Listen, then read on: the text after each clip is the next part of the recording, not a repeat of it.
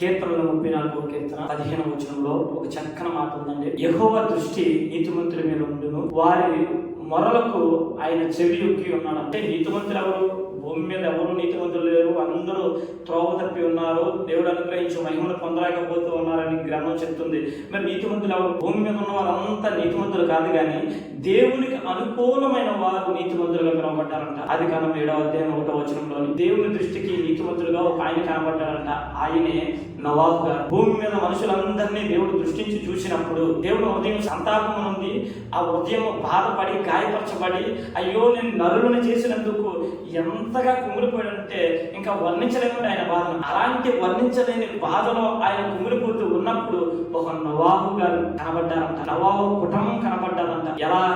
దేవునికి అనుకూలంగా ప్రార్థనలు చేస్తున్న కుటుంబంగా, దేవుని దగ్గర యథార్థవంతులుగా, నీతిమంతులుగా, ఇదిగో దేవుణ్ణి నీతి అనుసరించేవారుగా, దేవుణ్ణి హత్తుకునే కుటుంబంగా కనబడిందంట. అందుకే దేవుడు భూమి మీద మనుషులను దృష్టించి చూస్తూ ఉన్నప్పుడు ప్రార్థన చేసిన నోవాహు కుటుంబాన్ని చూశాడు, నీతి కలిగిన నోవాహు కుటుంబాన్ని చూశాడు, యథార్థంగా ఉన్న దేవుడు అంటే ఇదిగో ప్రారంభించిన నోవాహు కుటుంబాన్ని చూసి దేవుడు అంటున్నాడు, నోవాహు, ఈ తరం వారిలో నేను దృష్టించి ఉన్నాను కాబట్టి 300 మూరల పొడుగు, 50 మూరల వెడల్పు, 30 మూరల ఎత్తుగల ఒక ఓడను తయారు చేసుకొని ఆ ఓడలోని నీవు రక్షించబడుగాక. ఇదిగో 40 రోజులు ఎడతెరుపు లేకుండా ఆకాశం తూములు విప్పబడి భయంకరమైన వర్షం కురిపించబడుతుంది. పురుగు అనేది ఉండదు, పక్షి అనేది ఉండదు, జంతువు అనేది ఉండదు, నరమాత్రుడు అనేవాడు ఉండడు. నీ ఒక్కడవే నేను చూపించిన జంతువులు, నేను చూపించిన పక్షులు, నేను చూపించిన మనుషులు మాత్రమే ఆ ఓడలో ఉండి రక్షించబడతారని చెప్పారంట.